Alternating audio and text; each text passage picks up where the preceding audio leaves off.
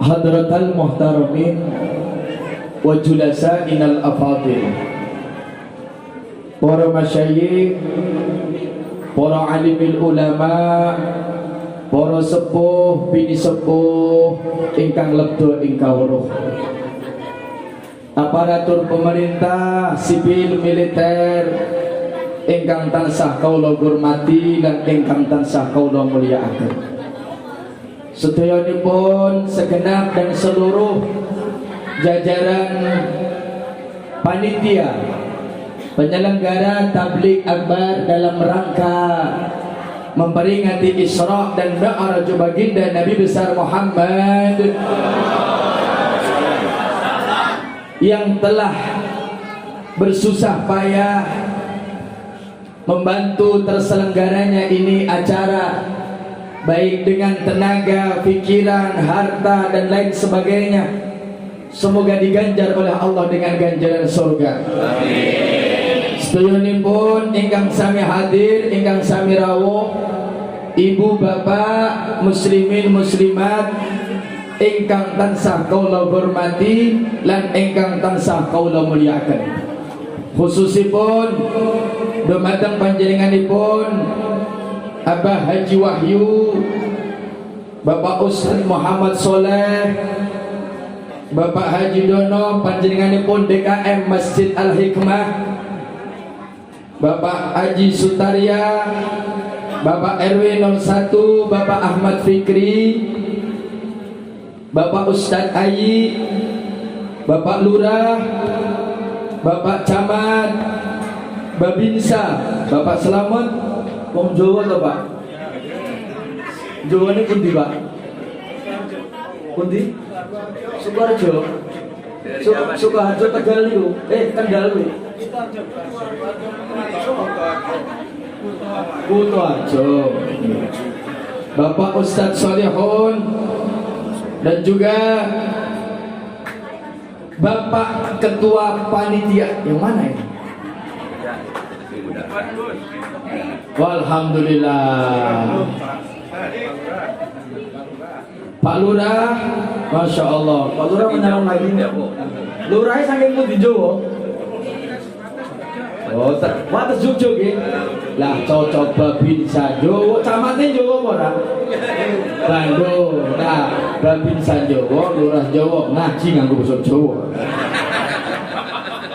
Khususipun Bapak Yaya Kanggian yang menjadi wasilah Al-Fakir bisa sampai di tempat ini, lan sedayunipun ingkang sami hadir, ingkang sami rawuh.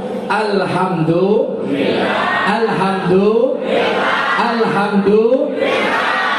Alhamdulillah.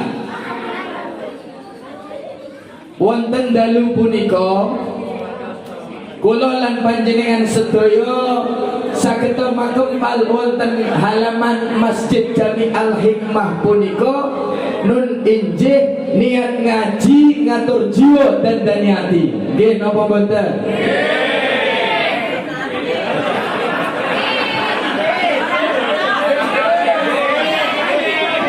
Lurah tanggung jawab. Ngertos nggih? Cocok mboten? Mboten jadi.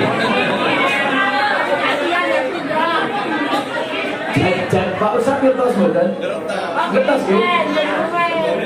Saking pundi? Gombong. Ustaze Jawa, Lurahe Jawa, Babinsa Jawa. Jawa. Musamina? Aku kalau musamina Sunda endir. Jajan rumah kesek nggih Bu nggih. Rumah kesek nggih. Alhamdulillah.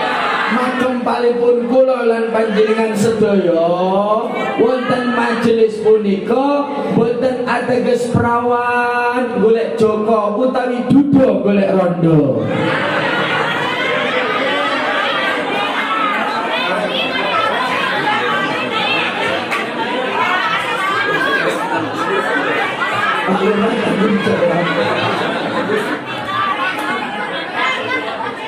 Muhammad Gus Muhammad Khalilur Rahman kulo kelahiran tahun 90. Kok kenapa? Bocah.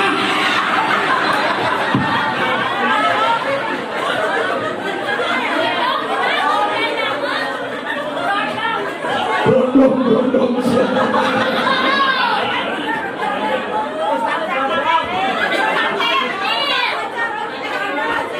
Tanggal lahir di Karangrejo, Desa Pidodo, Karangrejo, Bonang Demang.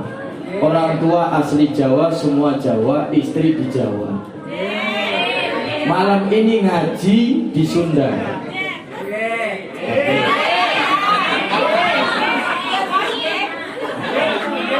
Ngertos do, Bu? Kalau bahasa Sunda Pak Lurah seetik. Loh, sakedik. Anda ngerti. Udahlah, kasihan. Aing Paul pulang didik dari ongkosan. Mantap. Tapi ya, saya berani dah ayah dulu Lurah orang Jawa. Siap ngaji Bu nggih? Siap nggih? 15 menit mawon.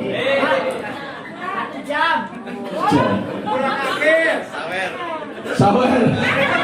Berarti sing nyawer aku kok camat, lurah, babinsa mau. Setuju enggak? Harus.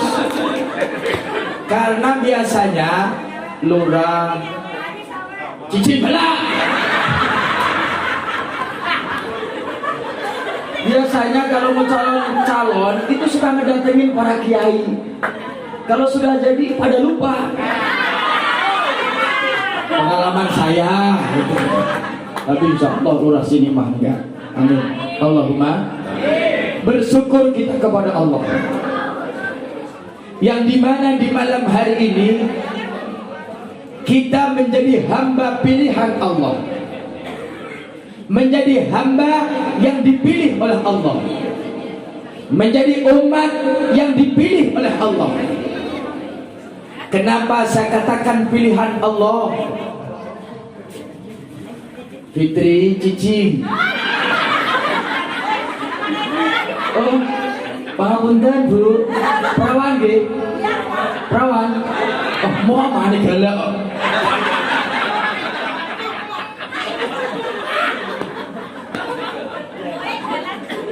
Malam ini kita menjadi hamba pilihan Allah. Kenapa saya katakan pilihan Allah?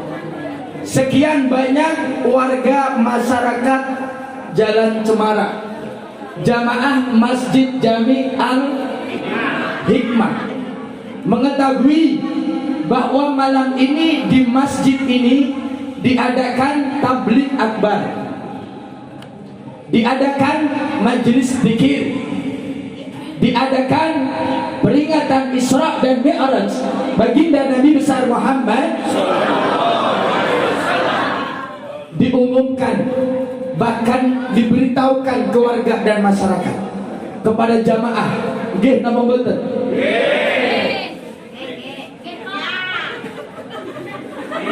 Loh, bahasa Sundanya nggih napa mboten to?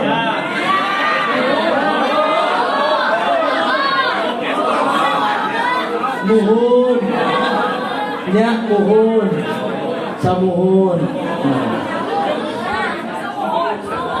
sumuhun, kumasia.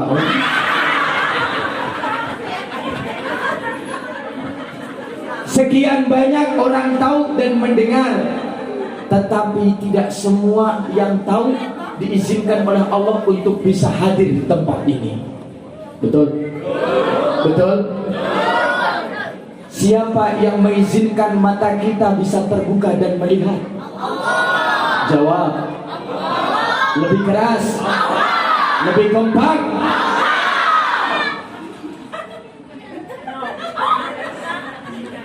Siapa yang mengizinkan telinga kita bisa mendengar?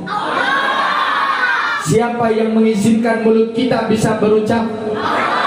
Siapa yang mengizinkan tangan kita bisa bergerak? Siapa yang mengizinkan kaki kita bisa melangkah? Siapa yang mengizinkan kita bisa sampai di tempat ini? Kalau tidak dengan izin Allah, kalau tidak dengan kasih sayang Allah, kalau tidak dengan kemurahan Allah, belum tentu kita bisa duduk di tempat ini. Betul? Betul? Betul? Makanya beruntung. Semoga kita yang termasuk seperti yang disabdakan oleh Rasulullah. Beliau bersabda, "Man ihbarat qadamahu fi sabilillah, haramallahu 'alan nar." Barang siapa yang kotor kakinya, berdebu kakinya. Bu, dua orang yang jawab. Bu, yang dalam masjid belum. Belum. Bu, naon? Oh, naon. Bu, kah, pak, ulan. Kok beda jawabannya? Karena beda. Kalau bapak-bapak jawabannya ulan. Kalau ibu-ibu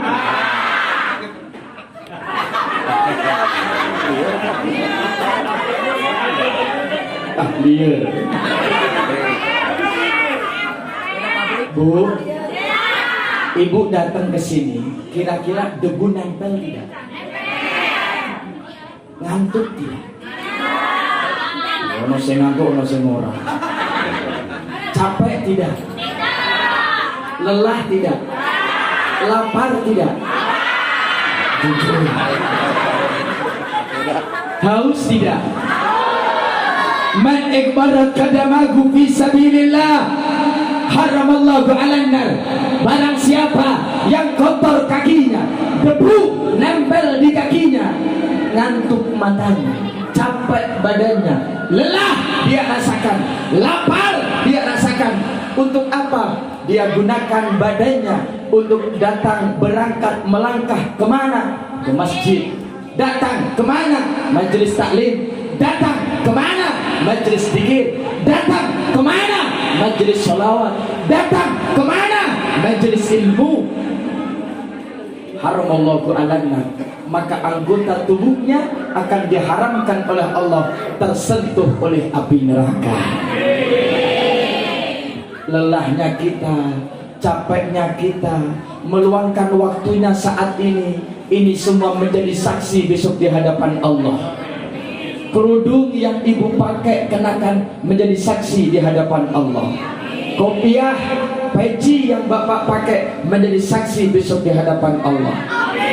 Bahkan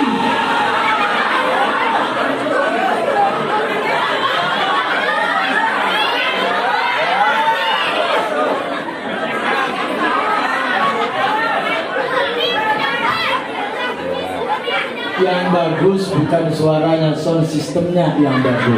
Tepuk tangan untuk Bapak sound system. Semoga sound system yang manggil kita besok masuk ke dalam surganya Allah.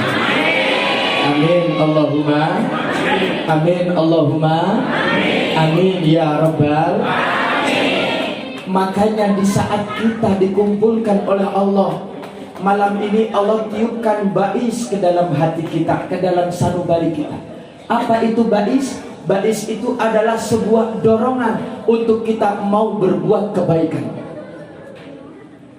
Kalau nggak ada bais, belum tentu kita bisa mau ada keinginan untuk hadir. Apalagi malam ini malam minggu, betul? Betul. Kira-kira kalau ada pengajian, kemudian ada konser di lapangan sebelah, pilih konser apa pengajian? Konser. Dua anakku mah. Nah, berarti hamba, saudara-saudara saya yang ada di sini saat ini dipilih oleh Allah Subhanahu wa taala. Lebih daripada 40 orang. Satu orang doanya dikabulkan oleh Allah, semua mendapatkan. Alhamdulillah. Ibu, bapak, semua yang hadir, cinta tidak dengan rajaban seperti ini? Nah, saya mau nanya ibu-ibu dulu. Bu, tadi jawabannya bukan itu. Nah, Bu, ibu cinta dengan rajaban? Cinta dengan pengajian? Cinta dengan Nabi Muhammad? Cinta dengan masjid? Cinta dengan ulama? Cicing lah. Pak,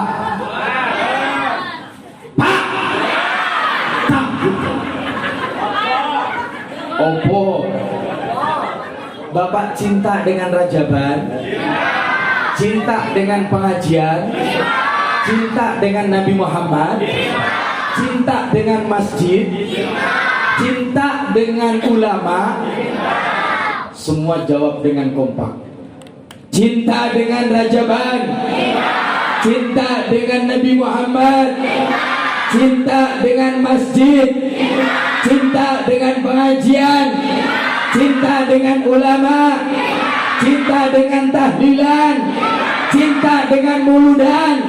Cinta dengan majelis zikir? Alhamdulillah.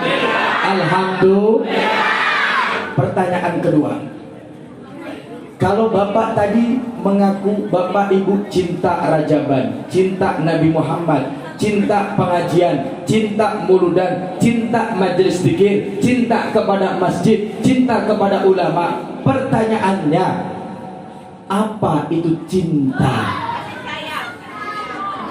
Kasih sayang. Ibu-ibu sebelah sini, apa itu cinta? Tresno. Yang di dalam kerudung biru, apa itu cinta? Kasih sayang. Bapak-bapak, apa itu cinta? Pak Lurah, apa itu cinta Pak Lurah? Sayang. Apa Bu? Lope. Anak muda, apa itu cinta? Sarang yuk. Perasaan, terus tadi apa? Perasaan. Bu, ibu cinta ke suami? Mang jawabannya. Tadi semangat. Bu, cinta ke suami? Cinta. Pak, cinta ke istri? Untuk lepok usia.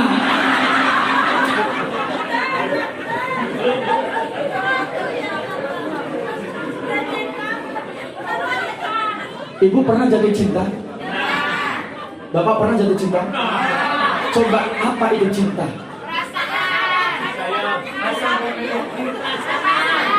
Apakah cinta itu harus memiliki? Saya kasih contoh. Saya kasih cerita, contoh biar gampang dipahami. Ada seorang cowok rambut panjang, orang Jawa.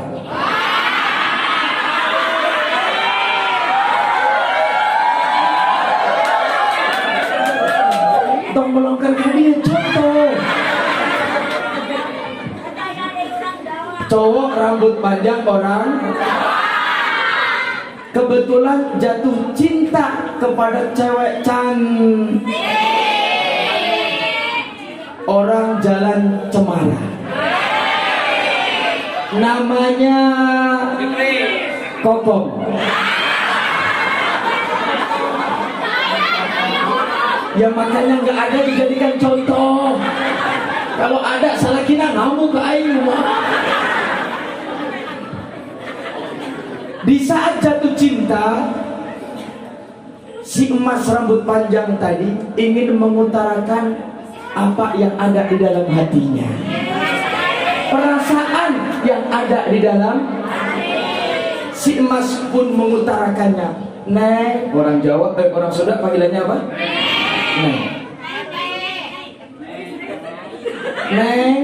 Neng Kokom, I love you full. Neng Kokom, I love you full. Sekebun. Nah, di saat mengutarakan apa yang ada di dalam hatinya, apa jawab Neng Kokom? Neng Kokom menjawabnya bukan itu. Tetapi apa jawaban Neng Kokom? Neng Kokom menjawab, Mas, saya tidak bisa menerima cintamu, Mas. Mendengar jawaban itu, kira-kira sakit apa tidak? Sakit apa tidak? Sakit apa tidak? Di mana sakitnya? Korban perasaan.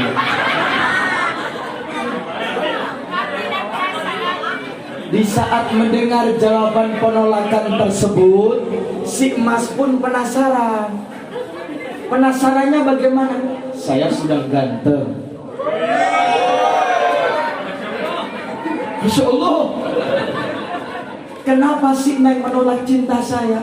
Bertanya, Neng, kenapa engkau menolak cinta saya? Si Cici gila air cinta gitu. Mohon maaf bahasanya bisanya gitu campur-campur. Ya kadang ketemu orang Jawa, kadang ketemu orang Sunda. Mohon dimaklumi. Tapi ya saya juga menghargai bahasa Sunda dan menghormati bahasa Jawa karena kita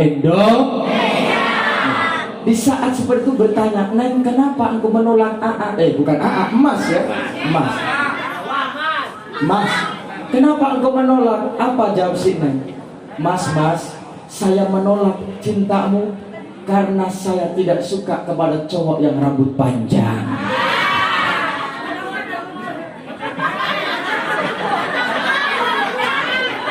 Mendengar alasan tersebut, si Mas langsung pergi ke salon. Salon apa? Ijala. Si Mas yang dulu rambutnya disisir rapi, dikasih sampo, dikasih vitamin, dirawat, di apa lagi Bu? Apa? Rebonding. Rebonding itu kalau rambutnya merungkel biar lurus, biar gampang lurus, disetrika. Nah, dulu dia sayang kepada rambut. Di saat dia jatuh cinta, kata si Neng mengatakan tidak suka kepada cowok yang rambut panjang. Saat itu juga si Mas langsung pergi ke salon ijazah. Sampai sana rambutnya dipotong rapi, dirapihkan. Dia rela memotong yang dulu rambut dia cintai, dia sayang. Demi siapa? Demi siapa? Demi Neng. Kira-kira dari cinta barusan paham belum apa itu cinta? Pengorbanan. Apa Bu? Pengorbanan. Seorang suami rela berkorban untuk anak istri yang dia cintai, berangkat kerja, mencari nafkah, panas kepanasan, hujan kehujanan sampai malam demi anak dan istri yang dia cintai. Cinta adalah pengorbanan. Kalau cinta adalah pengorbanan, pertanyaan ketiga, tadi ibu cinta kepada Rajaban, cinta kepada Nabi Muhammad, cinta kepada Muludan, cinta kepada masjid. Kalau cinta adalah pengorbanan, pertanyaannya, apa yang sudah kita korbankan untuk Nabi Muhammad? Jawab. Kok cicil? Sholat mah kewajiban.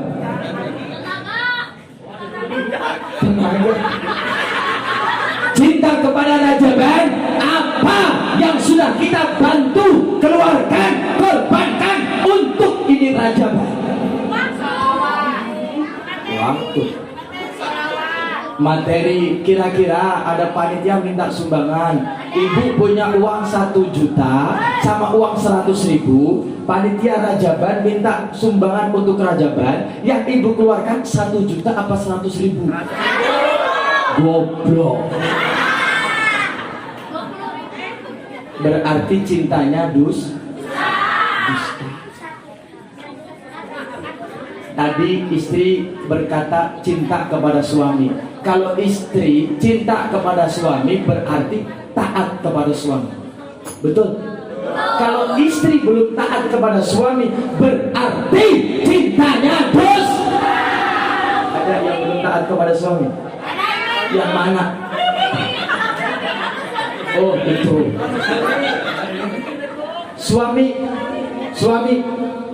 Suami kalau mengaku cinta kepada istri, pasti dia akan mendidik istri dan anaknya untuk kenal kepada Allah, kenal kepada Rasulullah, kenal kepada agama, kenal kepada Islam, kenal kepada sholat, kenal kepada ngaji. Tapi kalau masih ada suami yang masa bodoh, istrinya nggak sholat, dia biarkan. Istrinya nggak ngaji, dia biarkan. Istrinya zina, dia biarkan. Anaknya nggak sholat, dia biarkan. Anaknya nggak kenal agama, dia biarkan. Berarti cintanya dusta. Jelas. Shallu ala Nabi Muhammad. Suatu hari Rasulullah Shallallahu Alaihi Wasallam, di saat beliau sedang bermajelis bersama para sahabat, seperti ini duduk sahabat di depan beliau. Tiba-tiba ada satu sahabat mengangkat tangan. Di saat mengangkat tangan, sahabat tadi bertanya kepada Nabi Muhammad dengan pertanyaan, "Ya Rasulullah, mata sa'ah wahai Rasulullah." Ya Rasulullah, kapan terjadinya kiamat wahai Rasulullah? Apa yang ditanyakan Bu? Kapan terjadinya kiamat? Di saat Rasulullah ditanya tentang kapan terjadinya kiamat, di situ Rasulullah menjelaskan bagaimana kondisi kiamat. Hadirin, di dalam Al-Quran Allah Jalla Jalaluhu wahdah berfirman, "Idza zulzilatil ardu zilzalaha ya ayyuhan nasu taqu rabbakum inna zalzalatas saati syai'un adzim." Di saat bumi, alam semesta digoncang-gancingkan oleh Allah dengan goncangan yang sangat dahsyat. Kemarin ada gempa di Cianjur, sampai sini tidak? Sampai sedikit. Kita sudah ketakutan, betul. Bahkan yang terbaru di Turki, berapa kurang lebih 36.000 kalau nggak salah beritanya, betul. Itu baru goncangan sedikit. Sedangkan ini yang dikabarkan oleh Nabi Muhammad, bumi digoncang-gancingkan oleh Allah dengan goncangan yang sangat dahsyat. Gunung-gunung berterbangan bagaikan kapuk dan kapas. Semua manusia di saat ditiup sangkakala trompet pertama kali, semua yang hidup mati. Semua yang hidup mati. Yang hidup mati. Yang kaya mati tidak? Mati. Yang miskin mati tidak? Mati. Raja mati tidak? Mati. Lurah mati tidak? Mati.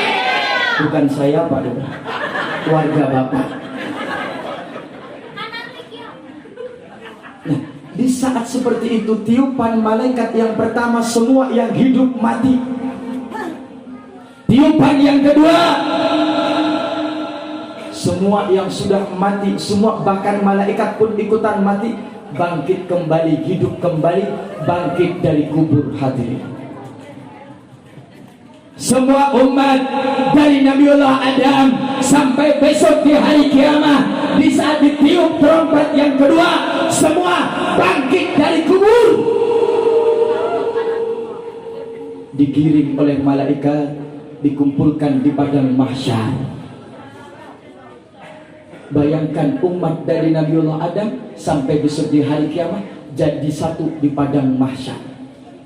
Di saat manusia dibangkitkan dari kubur, maaf, ada manusia yang bangkit dari kubur, wajahnya berubah menghitam. Siapa mereka? Mereka yang gak pernah sujud kepada Allah. Ada orang yang bangkit dari kubur, maaf, wajahnya berubah menjadi anjing. Ada orang yang bangkit dari kubur, wajahnya berubah menjadi babi. Ada orang yang bangkit dari kubur, lidahnya menjulur panjang. Siapa mereka? Mereka yang suka menghina orang lain, menfitnah orang lain, menfitnah tetangganya, ngomongin tetangganya, gibahin tetangganya. Besok lidahnya menjulur panjang. Ada orang yang bangkit dari kubur, perutnya membesar. Siapa mereka? Mereka yang makan harta haram dan harta riba. Ada orang yang bangkit dari kubur, maaf, perempuan bangkit dari kubur, setiap helai rambut berubah jadi ular, macok wajahnya. Berapa ular yang ada di kepala, setiap helai rambut berubah. Siapa mereka? Mereka wanita, seorang istri, wanita dewasa yang mengumbar rambutnya, auratnya untuk dilihat oleh laki-laki yang bukan mahramnya. Bahkan di dalam Isra dan Mi'raj, baginda Nabi besar Muhammad, suatu hari Rasulullah di saat diperjalankan oleh Allah di dalam perjalanan Isra dan Mi'raj, beliau Rasulullah diperlihatkan surga, diperlihatkan neraka. Di dalam neraka beliau Rasulullah menyaksikan sambil menangis. Beliau melihat, menyaksikan ada seorang perempuan yang dijambat rambutnya, diseret oleh malaikat sampai isi yang ada dalam kepalanya ini keluar pecah. Melihat lagi Rasulullah seseorang yang makan anggota badannya sendiri, dimuntahkan lagi. Ada seorang perempuan yang dia disiksa dengan cara digantung, payudaranya ditarik ke atas. Ada orang yang alat kelaminnya disiksa dengan cara dimasukin binatang-binatang melata yang berbisa. Rasulullah bertanya kepada malaikat Jibril, siapa mereka wahai Jibril? Mereka umatmu ya Rasul. Yang rambutnya diseret itu adalah mereka yang mengumbar rambut auratnya untuk laki-laki yang bukan mahramnya. Yang digantung payudaranya mereka yang berhias diri bukan untuk suami tapi ingin dipuji oleh orang lain. Sengaja memperlihatkan kemolekan, keseksian tubuhnya, auratnya untuk dipandang oleh orang lain. Mereka yang dimasuki alat kelaminnya, mereka yang berzina. Rasulullah menangis. Karena itu adalah umat Nabi Muhammad Sallallahu Alaihi Wasallam. Kembali ke tadi hadir. Di saat kiamat terjadi, semua manusia dikumpulkan di padang mahsyar. Seorang ayah lari dari istri dan anaknya. Kenapa lari? Karena ketakutan akan dimintai pertanggungjawaban oleh Allah, akan dihisab oleh Allah. Seorang istri akan dihisab oleh Allah, seorang anak akan dihisab oleh Allah, seorang teman akan dihisab oleh Allah. Bahkan seorang istri dan anak menjadi musuh bagi orang tuanya. Kalau orang tua tidak bisa mendidik anak dan istrinya seperti yang telah diajarkan oleh Allah dan Rasulnya. Nah, di saat seperti itu Nabi kemudian balik bertanya, wahai sahabatku, engkau tadi bertanya kepadaku tentang kapan kiamat. Sekarang aku bertanya, apa yang sudah engkau siapkan untuk menghadapi kiamat? Bekal apa yang sudah engkau punya untuk menghadapi kiamat? Bu, kalau ibu ditanya sudah punya bekal apa? Jangankan kiamat, mati, meninggal, malaikat Israel menghampiri kita, sudah punya bekal apa kita? Mau ngandelin apa kita? Sahabat di saat ditanya seperti itu oleh Rasulullah, sama seperti bapak dan ibu, diam. Karena merasa tidak punya amal apa-apa. Sholat saya terkadang tidak khusyuk, bacaan Quran saya terkadang salah, sedekah saya terkadang ingin dipuji oleh orang lain. Sahabat juga sama. Kemudian sahabat tadi menjawab, ya Rasulullah, saya orang kampung, saya orang miskin, saya orang tidak punya. Ibadah saya biasa saja, salat saya biasa saja, tahajud saya biasa saja, puasa Senin Kamis saya biasa saja, bacaan Quran saya biasa saja, bahkan perjuangan jihad saya biasa saja, wahai Rasulullah. Tetapi saksikan, wahai Rasulullah, di dalam hatiku ada cinta kepada Allah dan cinta kepada Rasulullah Muhammad. Dan cinta itulah ya Rasul yang aku jadikan bekal untuk menghadapi kiamat. Apa bu jawabannya? Sahabat menjawab pertanyaan bekal kepada Nabi Muhammad, jawabannya cinta kepada Allah, cinta kepada Rasulullah Muhammad Sallallahu Alaihi Wasallam. Di saat Rasulullah mendengar jawaban cinta, Rasul menjawab, wahai sahabatku, di saat nanti hari kiamat terjadi, semua orang ketakutan, semua orang lari, semua orang mencari pertolongan, mencari syafaat. Besok di hari kiamat engkau akan dikumpulkan bersama orang yang engkau cintai. Anta ma'aman ahbabta, engkau akan dikumpulkan bersama orang yang engkau cintai.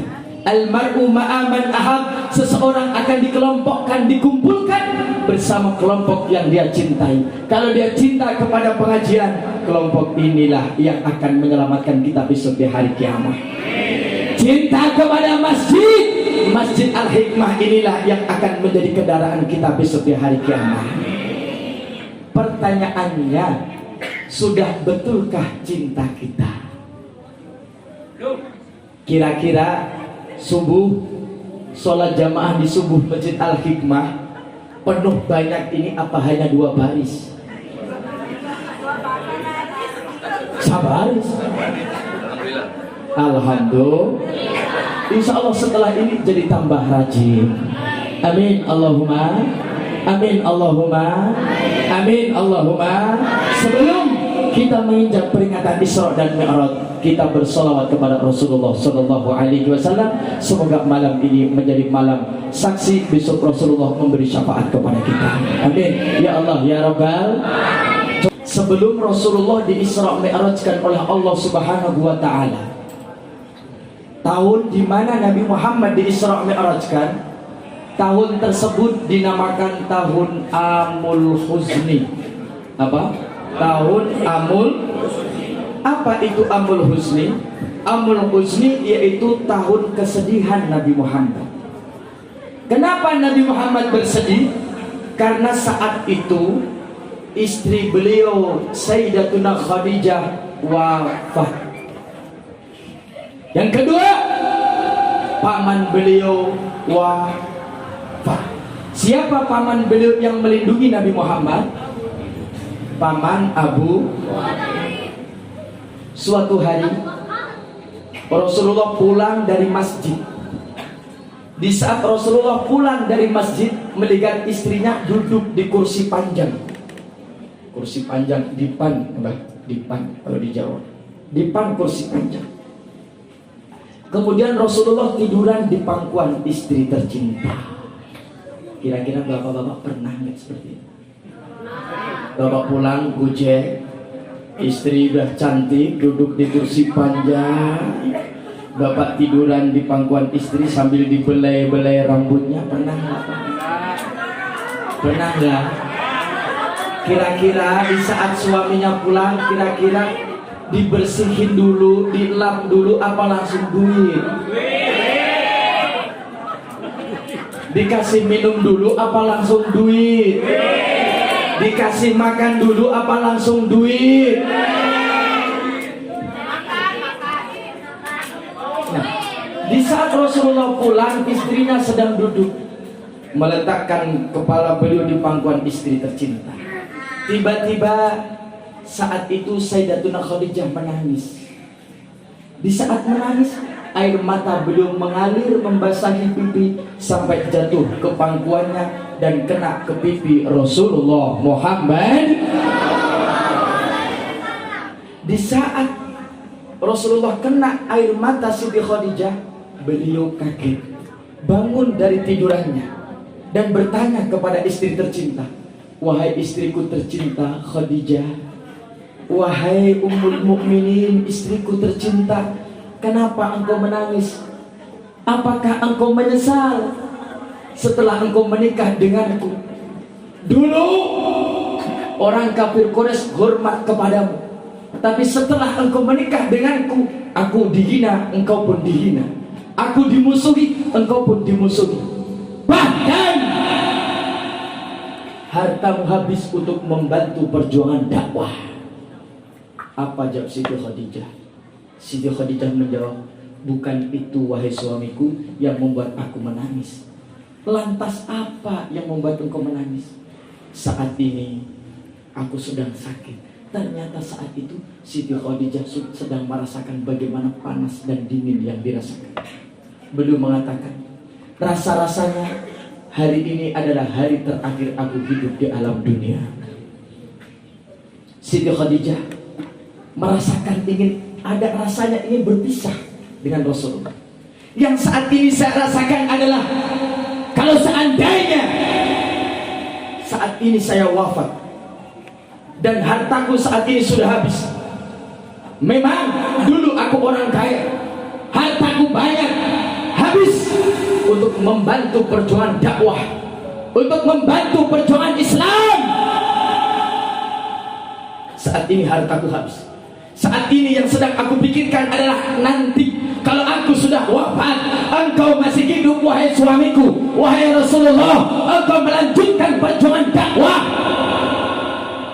Apabila engkau tidak menemukan harta, maka datangilah kuburanku, ambillah tulang belulangku, jadikan tulang belulangku jembatan untuk engkau melanjutkan perjuangan dakwah.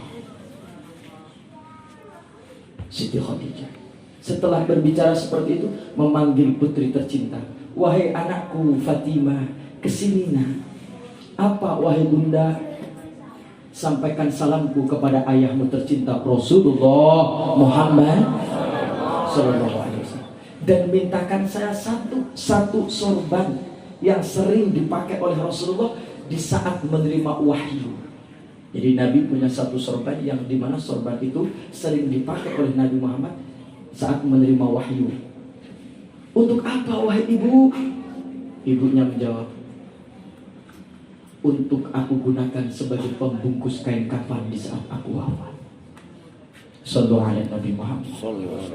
Betul hadir, disampaikan kepada Rasulullah, "Wahai Rasulullah, wahai ayahanda, wahai nabiku, Umi Khadijah minta salam kepadamu.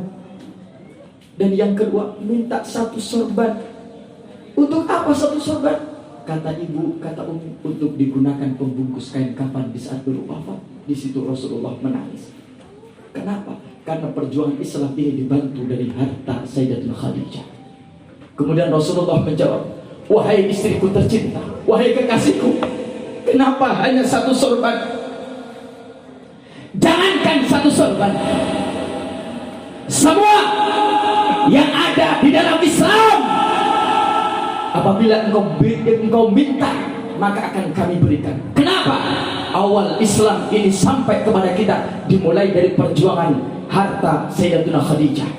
Pedang yang dibeli dari harta Sayyidatuna Khadijah, kuda, unta, peralatan perang, makan sahabat dibantu harta Sayyidatuna Khadijah Kubra. Makanya jangan hanya satu. Di situ datang malaikat Jibril. Datang malaikat Jibril mendatangi Nabi Muhammad dengan membawa 5 kain kafan. Wahai Rasulullah, sampaikan salam kepada istrimu. Ini salam langsung dari Allah, jaminan surga untuk istrimu tercinta Sayyidatuna Khadijah. Dan ini ada 5 kain kafan. Untuk siapa wahai Jibril?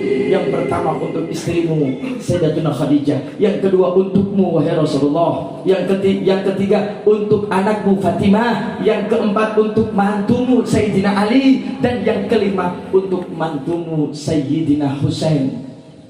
Kenapa Sayyidina Hasan tidak dapat? Karena Sayyidina Hasan di situ malaikat Jibril menangis memberikan kabar bahwa Sayyidina Hasan nanti wafatnya dipenggal kepalanya. Nabi merasakan bersedih. Bahkan di saat kesedihan seperti itu dikabarkan oleh Allah di dalam Al-Quran.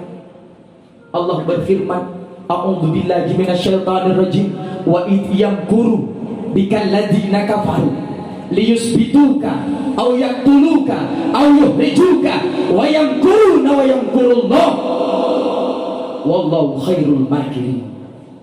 Di saat mereka, siapa mereka? Alladzina kafaru, orang-orang kafir. Apa yang dilakukan oleh orang-orang kafir? Yang pertama, mereka membuat strategi, mereka membuat makar. Untuk apa? Liyusbituka, membungkam dakwah Nabi Muhammad. Membungkam dakwah Nabi. Makanya gak aneh kalau saat ini ada ulama yang lurus dibungkam, gak aneh. Itu sudah menjadi suatu dakwah yang dialami oleh Nabi Muhammad. Tetap kita memperbaiki umat walaupun nyawa kita jadi taruhan. Yang kedua, awyak tuluka, Nabi Muhammad akan dibunuh oleh orang kafir. Gak aneh ada orang gila nyari ulama mau dipelihara. Yang ketiga, Allah juga diusir.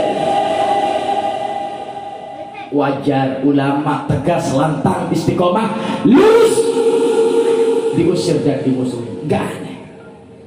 Sudah menjadi sunnah dakwah. Dakwah yang dialami oleh Nabi Muhammad tidak seperti ajengan kiai ustaz saat ini. Bahkan ada yang ditransfer dulu DP mau ngaji. Ada nggak yang gitu? Ada nggak yang gitu? Syarat ngaji dan usaha. Dua anak dua. Lurus. Dunia dapat, akhirat habis. Saya dari dulu tanya panitia, nggak pernah harus siang-siang, nggak pernah, terserah.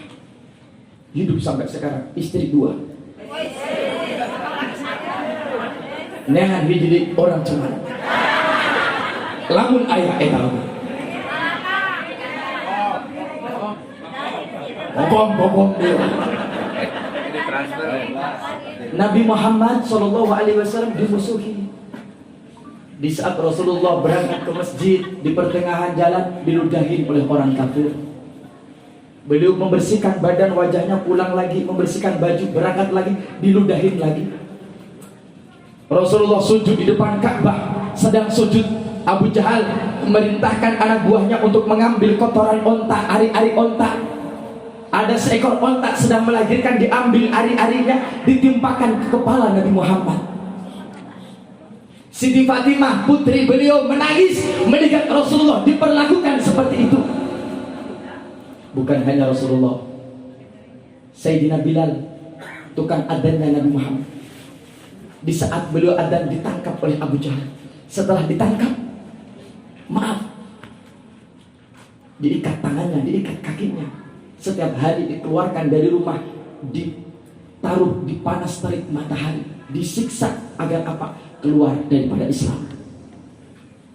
Ada sahabat Nabi bernama Sayyidina Amir bin Yasir, seorang pemuda awal masuk Islam, sudah asyhadu an la ilaha illallah wa asyhadu anna Muhammadan abduhu wa rasuluh, ditangkap oleh Abu Jahal.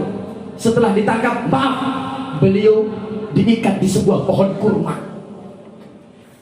Setelah diikat, badannya dibuka, bajunya dicambuki, dilempari batu, dilempari kotoran, dilempari kayu, sampai wajah beliau penuh dengan darah.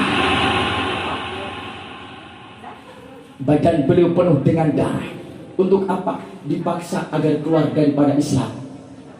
Tetapi yang keluar apa? Allahu Ahad, Allahu Ahad, Allahu Ahad. Tetap mempertahankan La ilaha illallah. Abu Jahal tahu ini pemuda punya seorang ibu. Ibunya sudah tua renta. Sudah tua renta. Nenek-nenek, seorang ibu-ibu tua renta. Anaknya dipaksa keluar daripada Islam, tidak mau. Ibunya ditangkap. Setelah ibunya ditangkap, ibu yang sudah tua renta, nenek-nenek tadi, diseret dengan kuda di tengah padang pasir. Bayangkan hadir, kulit nenek-nenek terkelupas, tanah penuh dengan darah, batu penuh dengan darah. Untuk apa? Agar ibu tadi keluar daripada Islam. Melihat ibunya disiksa, Sayyidina Amir menangis. Kenapa menangis? Siapa yang tega melihat ibu yang mengandung, ibu yang menyusui, ibu yang membesarkan disiksa di hadapan matanya? Menangis Sayyidina Amir. Di saat saya melihat anaknya menangis, ibunya khawatir, jangan sampai gara-gara anakku melihat aku disiksa, kemudian dia kembali murtad, keluar daripada Islam. Apa kata ibunya? Ibunya di saat melihat anaknya menangis, ibunya berteriak sambil bersumpah, demi Allah, wahai anakku tercinta, demi Allah yang jiwaku ada di dalam genggaman tanganmu, pertahankan keimananmu, pertahankan keislamanmu, walaupun nyawa jadi taruhan hati. Mendengar sumpah tersebut, maaf, Abu Jahal marah. Ibu yang sudah tua renta tadi ditendang kepalanya. Setelah ditendang jatuh tersungkur, Abu Jahal mengambil tombak. Kemaluan ibu tadi ditombak tembus sampai belah kepala. Inna lillahi wa inna ilaihi raji'un. Inna lillahi. Sahabat Nabi Muhammad mempertahankan akidah, mempertahankan Islam, mempertahankan iman. Maka ini harus menjadi cambuk buat kita. Kita orang tua besok akan diminta pertanggungjawaban. Tanyakan, di saat kita rajin ngaji seperti ini, tanyakan, di mana anak-anak kita, di mana menantu kita? Sudahkah mereka sholat 5 waktu? Sudahkah mereka menutup aurat? Sudahkah mereka taat kepada orang tua? Atau malah berani durhaka kepada orang tua? Itu sebelum Nabi Muhammad hijrah. Bahkan sebelum beliau Isra Mi'rajkan oleh Allah, beliau melanjutkan perjuangan dakwah. Pergi kemana beliau? Pergi ke kota Taif.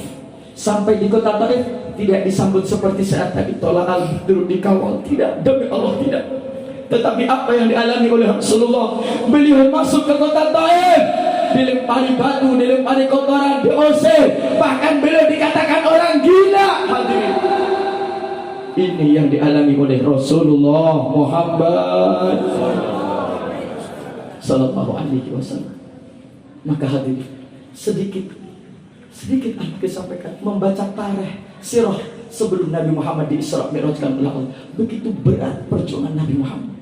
Maka kita umat Nabi Muhammad yang kita besok menginginkan syafaat Nabi Muhammad, paksa diri kita untuk taat kepada Allah Subhanahu wa taala.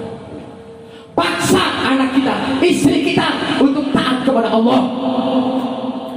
Karena tadi perkumpulan ini yang akan menyelamatkan kita besok di hari kiamat. Bu Bapak hadirin hadirat yang dimuliakan oleh Allah, mohon maaf sudah setengah 11. Insya Allah bisa dilanjut ke suasana rutinan. Insya Allah kalau di sini ada rutinan, Insya Allah saya mau diundang untuk rutinan ngaji di sini. Tapi harus kasih kabar kalau pas saya di Bandung. Insya Allah bisa dilanjut pembahasannya. Amin Allahumma, amin Allahumma, amin Allahumma. Mari kita tutup dengan doa, karena majlis tanpa doa hampa, harus didoakan terlebih dahulu. Sebelum doa, nanti saya sebentar membaca doa sebentar, didoakan semoga semua bisa haji dan umrah. Saya mengajak kepada semua yang majelis saya kemarin kebanjiran di Demak hampir sebulan, 1 meter. Sekarang sedang direnovasi. Saya mengajak kepada semua yang hadir di Demak banjir, wilayah Bona, imbas pembangunan tol, Pak Lurah. Tol dari Semarang itu langsung nembus kota Demak. Nah, saya mengajak kepada semua yang hadir, untuk mari sama-sama buktikan kecintaan kita. Niatkan pahalanya kita kirimkan untuk orang tua. Siap? Yang bawa uang masukin uang, yang bawa HP masukin HP, yang bawa gelang masukin gelang, yang bawa kalung masukin. Niatkan pahalanya untuk orang tua. Insya Allah dibuka pintu rezeki kita. Lebih-lebih pada malam hari ini 27 Rajab, insya Allah dikabulkan oleh Allah Subhanahu Wa Taala. Mohon minta santri silakan diputarkan kepada semua yang hadir. Diisi bu, diisi, silakan diisi. Nah, Pak Lurah sama Pak Camat lebih gede, Babinsa juga sama. Amin. Allahumma amin. Allahumma. Yuk sambil kita baca salawat bersama-sama. Ya Rasulullah, salamun alaik ya rafi'a syami wa darani. Dari belakang, dari ibu terlebih dahulu. Silakan. Semua saling mau salawat.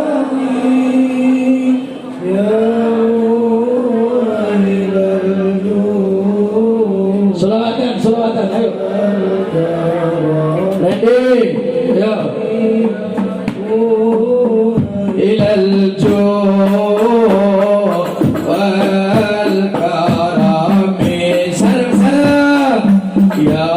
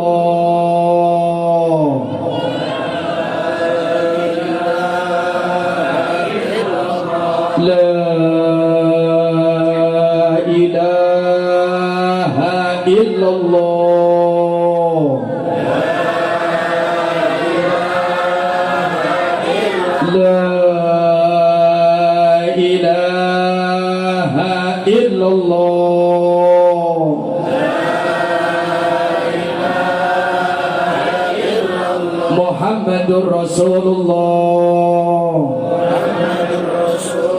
kalimatul haqqin 'alaika nahya wa 'alaiha namut wa biha nub'atu insyaallah ta'ala wa nahnu minal aminin. Amin amin ya Allah ya rabbal alamin.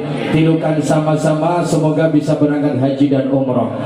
Bismillahirrahmanirrahim.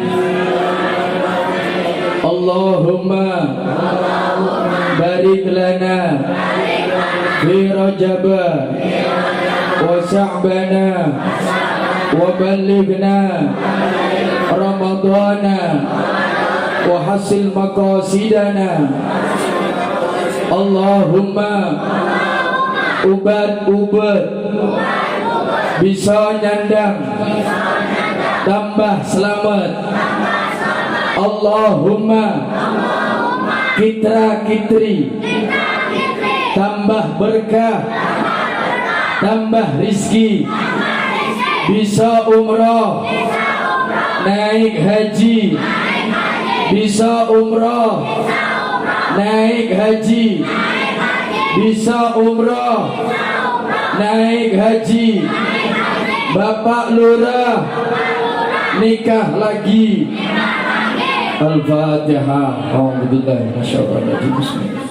Alhamdulillahirabbil alamin. Arrahmanirrahim.